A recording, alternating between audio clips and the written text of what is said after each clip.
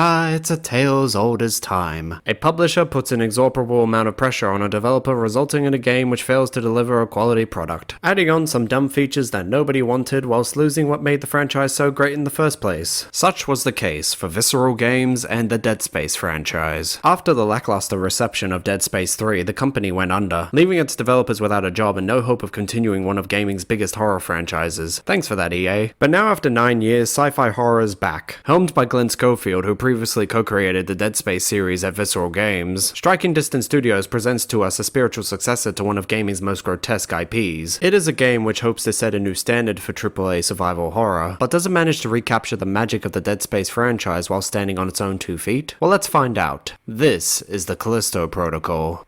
The year is 2320 and humanity has ventured out into the stars. You play as Jacob Lee, portrayed by Josh Duhamel. He and his partner Max are freight transporters working for the UJC. For some time now, you've been ferrying shipments of a volatile cargo between Europa and the UJC-operated Black Iron prison on Callisto. However, during their latest and final delivery, their ship is boarded by the Outer Way, a group that's reportedly responsible for a massive biological attack on Europa. During this hijacking, their ship is damaged, forcing them to crash land on Callisto's surface, leaving Jacob and the Outer Way's leader Danny Nakamura, played by Karen Fukuhara, as the only survivors. Soon enough, both are recovered by Black Iron's head of security, Captain Leon Ferris, who detains them both under the orders of the warden Duncan Cole. To make matters worse, after undergoing some very violent surgery, Jacob wakes up in the prison only to find it in complete chaos. Prisoners are loose, security has broken down, and there's a violent contagion which has seemingly appeared out of nowhere, infecting anyone who comes into contact with it, turning them into biophages, a technical term for what are basically alien zombies. It's amidst this chaos that Jacob meets Elias, a longtime prisoner of Black Iron who claims to know a way out. Left with no other options, Jacob is forced to make alliances and use whatever he can find, all in the hopes of escaping this prison and piecing together the mysteries of Callisto. Oh shit! Come on! Come on! So right from the outset, we're given a pretty solid setup for this game's story, along with a supporting cast that ranges from likable to hateable to morally ambiguous. Perfect for a horror game. However, as the story progresses and you learn more about this world, you start to notice a few issues with this game's narrative. For starters, despite all the time you spend with Jacob, there was never really a moment where I connected with his character. In spite of Josh Duhamel giving us a very intense performance, the only thing I truly understood about Jacob was how badly he wanted to leave Callisto. Aside from that, he often came off as too passive or uninterested in both the people and the world around him. So much so that by the end of the game, you have a far better understanding of the supporting cast than of him. Granted, they do try to add some mystery to him, but sadly the late game revelations weren't enough to make him feel like a fully fleshed out character. By comparison, Danny Nakamura goes through a whole arc alongside Jacob, where you get to see her naturally shift from hostile and accusatory to caring and sympathetic, culminating in one of the most poignant moments in the entire game. Honestly, she feels more like the main protagonist than Jacob ever did. That being said though, I don't fault the actors for this. I reckon this lackluster character work is ultimately the result of a story which sadly didn't hit the mark. While at first it seemed to be going in an original direction courtesy of its unique setting, once you actually finish the game, it becomes pretty clear that the writers basically copied a lot of the story's elements from more successful horror games. I don't want to go into specifics, but I will say that this narrative reminded me a little bit too much of Resident Evil 2. That's not necessarily a bad thing. I mean, if you're gonna copy details for your story, you might as well do it from the best. But by doing this, it doesn't help the game stand out on its own. It just feels like a rehash of other horror games, only lacking any of their depth. Not ideal for what's already intended to be a spiritual successor to a major horror franchise. I'm sad to say that Striking Distance Studios failed to provide a captivating narrative which could deliver both scares and a satisfying mystery. But still, not every horror game needs a good story. Sometimes all you need is some satisfying gameplay to generate some naturally terrifying moments.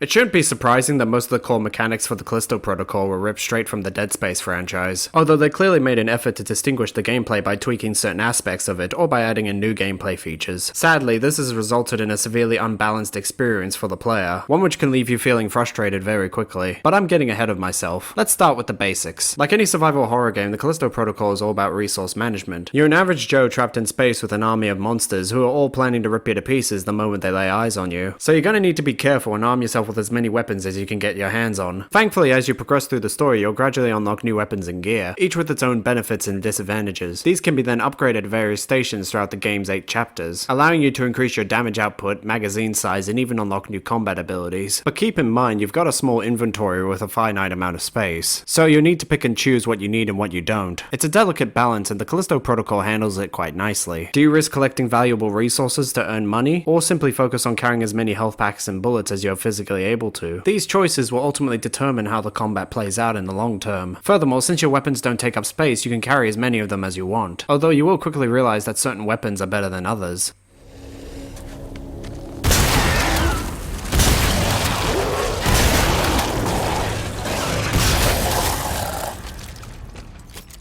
Like I said earlier, much of the Callisto Protocol's gameplay is reminiscent of Dead Space. You've got your third-person view, a wide selection of guns capable of dismembering your enemies, and even a glove which gives you telekinetic abilities, all of which functions exactly as you expect it to. However, this is the point where the gameplay starts to deviate. For starters, while the Callisto Protocol does allow you to explore a variety of haunting locations, compared to its predecessor, it's far more restrictive. Levels are linear and usually only follow one singular path, with very few opportunities to allow for exploration. Furthermore, the game will frequently lock you out of areas you've already visited, meaning that should you miss something or have found some loot that you couldn't take at the time, then it's likely you won't be able to go back for it. Since you were always able to check which direction your main objective was in Dead Space, the developers had ample excuse to open up their game world, actively encouraging you to explore. Callisto, on the other hand, forces you towards the main objective and has very few secret areas. As a result, the game feels more constricted, which, while it does suit the setting, isn't ideal for a game where exploration and resource gathering is a core element, which leads us to the stealth sections, a new addition by the developers.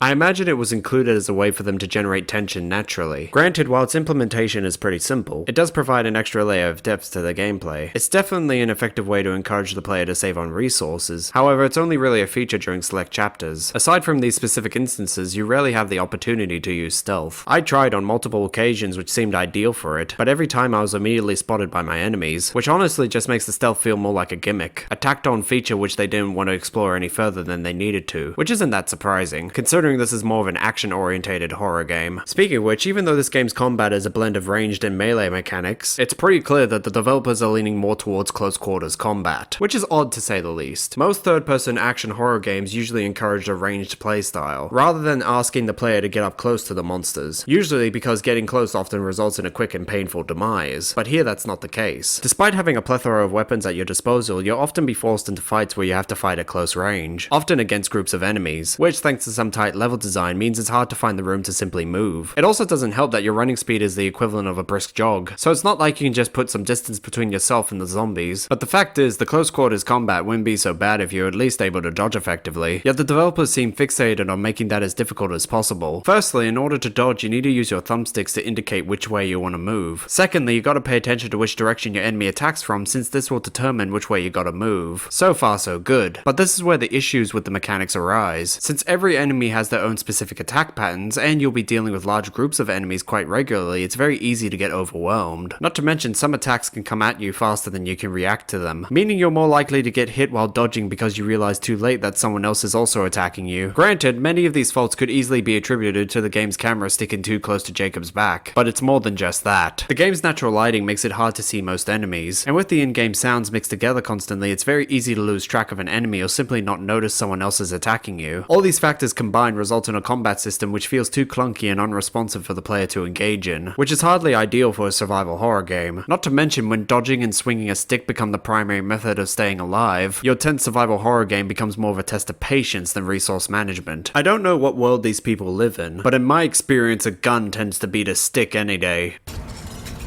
Inmate error.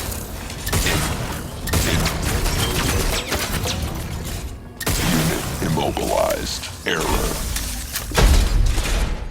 I'm frustrated to say this, but despite being over 15 years old, Dead Space still manages to pull off third-person action far better than the Callisto protocol. I was hopeful that these developers would be able to capture the same tense body-breaking combat which had left so many gamers on the edge of their seat, but thanks to a distinct lack of polish and innovation in many key areas, this game just feels dull. It also doesn't help that you spend a large portion of game time squeezing through gaps and crawling in vents. Nothing says tense survival horror like forcing the player to slowly move from one place to another. Hell, not even the cinematic sequences are able to keep the tension rolling. They're just a temporary reprieve from an otherwise bland horror game.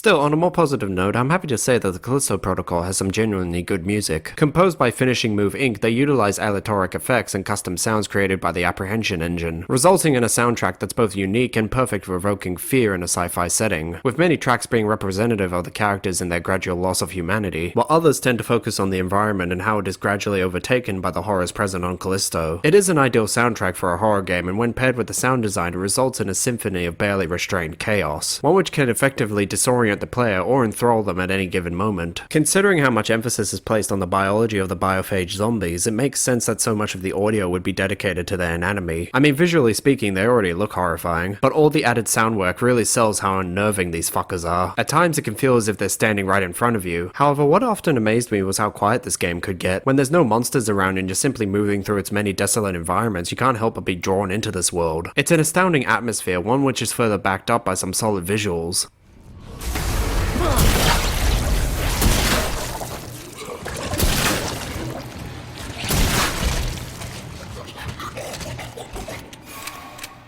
Taking advantage of the Unreal 4 engine has allowed Striking Distance Studios to create a game which simply looks breathtaking. From the character models to both the indoor and outdoor locations, every inch of the Callisto protocol is ripe with detail, further emphasized by the game's usage of lighting, which during the right circumstances can effectively heighten the tension without having to tone down the graphical detail. Hell, even the vents you crawl through are given the same stellar treatment as the cosmic backdrops you're faced with throughout. It goes without saying, but this game features some incredible visual design. We've gotten to the point with graphics where we can not only build whole worlds, but we can effectively recreate actors in games with flawless accuracy. Although I won't lie, having your health meter positioned on the back of your neck did take some getting used to. Still, from motion blur to ray tracing, the latest and next gen hardware is on full display here, giving us one of the best looking modern horror games, without having to sacrifice any of its more gnarly aspects for the sake of realism. This is definitely one nightmare which you'll be glad is fictional.